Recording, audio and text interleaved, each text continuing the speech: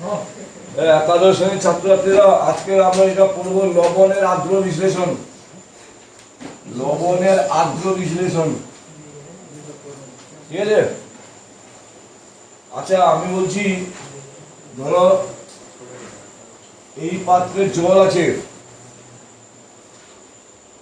আমি 3টা পাত্রে জল নিলাম, বুঝেছ?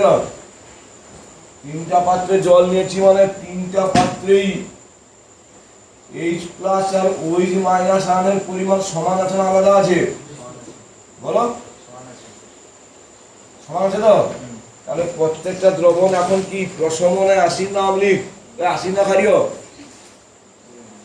হ্যাঁ, আমি এখানে A নামক একটা লবণ যোগ করলাম, এখানে B নামক একটা লবণ যোগ করলাম, এখানে C নামক একটা লবণ যোগ করলাম। এখানে A লবণ যোগ করার ফলে দেখা গেল যে H+ এবং OH- আয়নের কারুরই আধিক্য ঘটছে না, মানে সেই H+ আর OH- আয়নের পরিমাণটা সমান থাকছে। তখন বলা হবে এ জাতীয় লবণটা হচ্ছে প্রশম লবণ। ধরো B জাতীয় লবণ আমি যোগ করলাম, যোগ করার পরে দেখা গেল জলীয় লবণে H+ আয়নের প্রাধান্য বেড়ে গেছে, তখন তাকে বলা হবে B জাতীয় লবণটার প্রকৃতি কি আম্লিক। C জাতীয় লবণ যোগ করার পরে দেখা গেল জলীয় দ্রবণে OH- আয়নের আধিক্য বেড়ে গেছে, তাহলে C লবণটা প্রকৃতি কি? আমাদের লবণের আর্দ্র বিশ্লেষণে বলছে যদি কোনো একটা লবণ যোগ করার ফলে H+ এবং OH- আয়নের কোনো পরিবর্তন না ঘটে, আমরা কেমিস্ট্রির ভাষাটাকে বলবো ওই লবণের আর্দ্র বিশ্লেষণ ঘটেনি, যেহেতু সে জলীয় দ্রবণে H+ এবং OH- কারুরই গাঢ়ত্বের পরিবর্তন ঘটাতে পারেনি, তাই কেমিস্ট্রির পরিভাষায় এ জাতীয় লবণের কোনো আর্দ্র বিশ্লেষণ ঘটেনি। কিন্তু B পেরেছে। B কি হচ্ছে? জলীয় দ্রবণে H+ আয়নের পরিমাণটা বাড়াতে পেরেছে, তাই বির আর্দ্র বিশ্লেষণ ঘটেছে, সির আর্দ্র বিশ্লেষণ ঘটেছে। পরীক্ষা কেমন থাকবে এটা তো আমি থিওরি লিখে বললাম। ফর এক্সাম কি বলবে? ফর এক্সাম, পরীক্ষার জন্য কি বলবে? এখানে দেখো, আমি তোমাদের একটা লিস্ট করে দিচ্ছি। তীব্র অ্যাসিড আর তীব্র ক্ষার হলো। তীব্র অ্যাসিড আমি বলছি HCl, HNO3,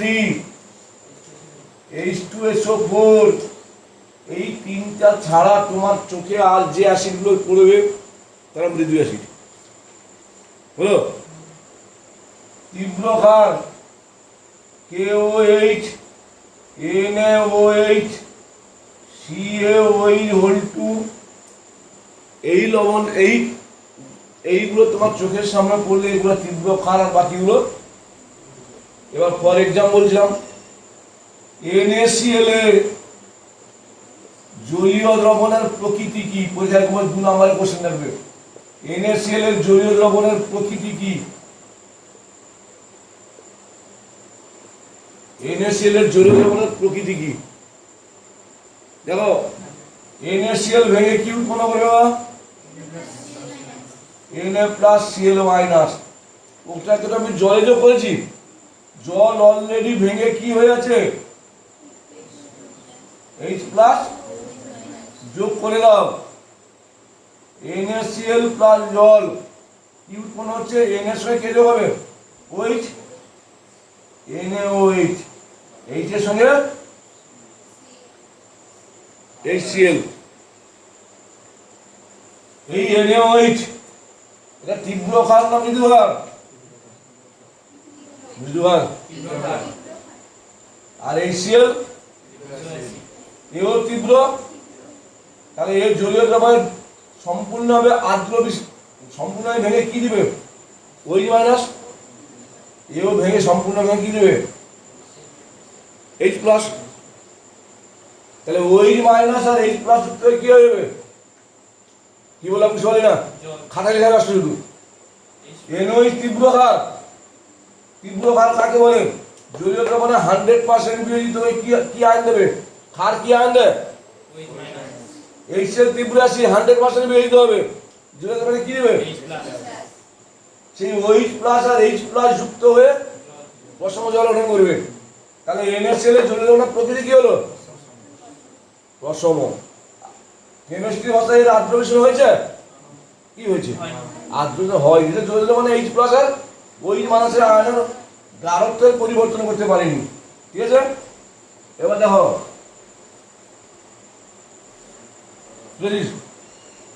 আগে পুরা কাজটা হয়ে যাবে। হ্যাঁ, পরীক্ষা এবার হবে দেখো Na2CO3 এর জলীয় দ্রবণের প্রকৃতি ব্যাখ্যা করো। জলীয় দ্রবণের প্রকৃতি ব্যাখ্যা করো।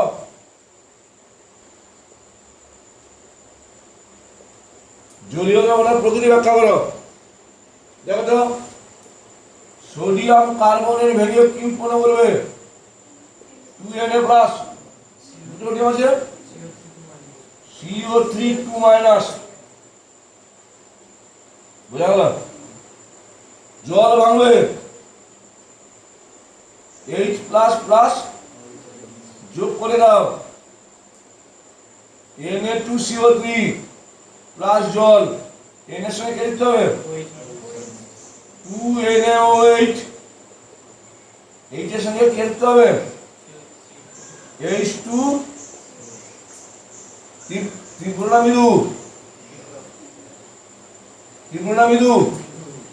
হ্যাঁ, তাহলে জলীয় দ্রবণে H প্লাস বেশি আছে না OH মানে বেশি আছে? তাহলে জলীয় দ্রবণের প্রকৃতি কি হলো? ক্ষারীয়। তাহলে Na2CO3 এর জলীয় দ্রবণের প্রকৃতি ক্ষারীয়। সুবিধা বুঝতে পেরেছিস? দেখো, AlCl3 এর জলীয় দ্রবণের প্রকৃতি কি? জলীয় দ্রবণের প্রকৃতি আলোচনা করো। AlCl3, দেখো AlCl3 ভেঙে কি উৎপন্ন করবে? Al3 plus 3Cl minus. জল ভেঙে কি উৎপন্ন করবে? H plus OH minus. AlCl3 plus H2O, Al এর সঙ্গে OH যুক্ত হবে তো, AlOH হোল 3, H এর সঙ্গে 3 মৃদু। কেন আমার লিস্টে নাই তো এটা? তাহলে জলীয় দ্রবণে H প্লাস বেশি না OH মাইনাস বেশি? কে বলে OH মাইনাস? H প্লাস বেশি। তাহলে অ্যালুমিনিয়াম ক্লোরাইডের জলীয় দ্রবণের প্রকৃতি কি? বুঝে গেল? একটা বলতে থাকবে 2 নম্বরে। CuSO4 এর জলীয় দ্রবণের প্রকৃতি কি হবে? CuSO4 ভেঙে কি উৎপন্ন করবে? Cu2 plus 4 plus. SO4 টা মূলক, SO4 জল ভেঙে কি উৎপন্ন করবে? যোগ করে দাও, CuSO4 প্লাস H2O কি দাঁড়ালো?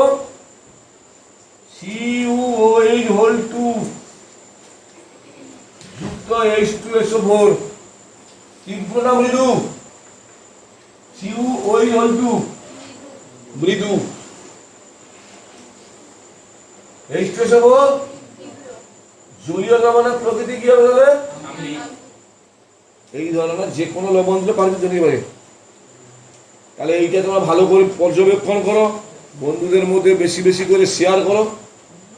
পরবর্তীতে আমি আসবো দ্রাব্যতা গুণফল নিয়ে।